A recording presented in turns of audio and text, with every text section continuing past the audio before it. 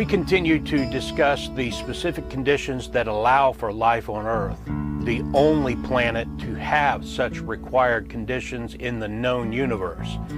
And any logical person can see that the choice between believing that an intelligent being was behind all of this, or that it's all a big, huge, impossible accident, it's a no-brainer. And that intelligent being is who we call God. You see, we've repeatedly stated every planet that man has studied is all wrong. Life isn't possible on any other planet.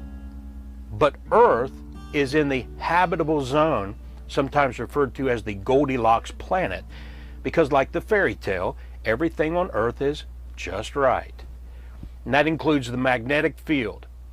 You see, if it weren't for the magnetic field, then nothing we said about water in its three forms of solid, liquid, and gas could exist on the planet. And here's why.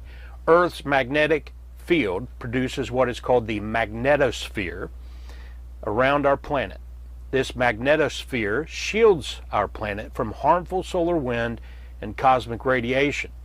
If Earth didn't have this magnetosphere, our planet would be similar to Mars. And despite what Elon Musk and others may say, life on Mars is not possible. But even if you could build an artificial work on the surface of Mars, one thing is certain, that life could not exist naturally by any stretch of scientific theory that you could come up with.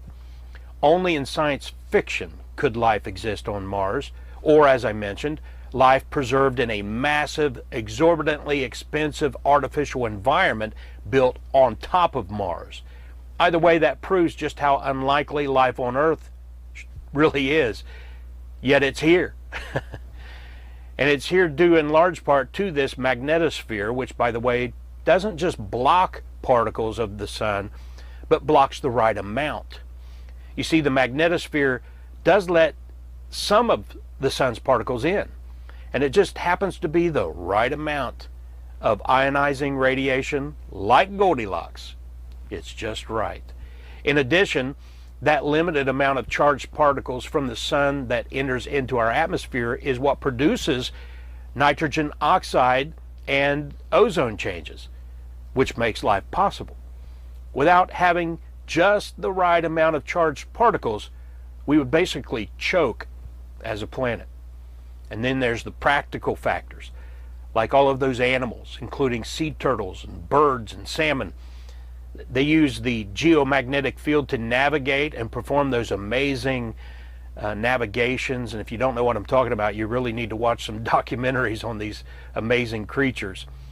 But you know, one of the terrible effects of life on Earth, if this magnetosphere was much weaker, would be a massive increase in cancer. And that would be for all living surface-dwelling animals and humans. A much stronger magnetosphere would choke us. A much weaker magnetosphere would cook us. And either way, Earth would be a nightmarish place to live, even as it would be the only planet hosting life as far as scientific inquiry can prove. And we won't even get into the matter of pole shifting and the mass extinction event that would happen and will happen during the time of Great Tribulation. You'll see descriptions of it in portions of Revelation chapter 6 through 18 and the magnetic pole center. When it shifts, again, another documentary to watch. But we can thank God for His provision, and we can refuse to credit mindless absolute chance for producing such an amazing world of natural law and environmental balance that has resulted in our living on a planet where everything is just right, just like Goldilocks. And we praise our Creator God in the person of Jesus Christ with the words of Psalm 136, 7 through 9. To Him that made great lights, for His mercy endureth forever. To the sun to rule by day, for His mercy endureth forever. The moon and stars to rule by night, for His mercy endureth forever.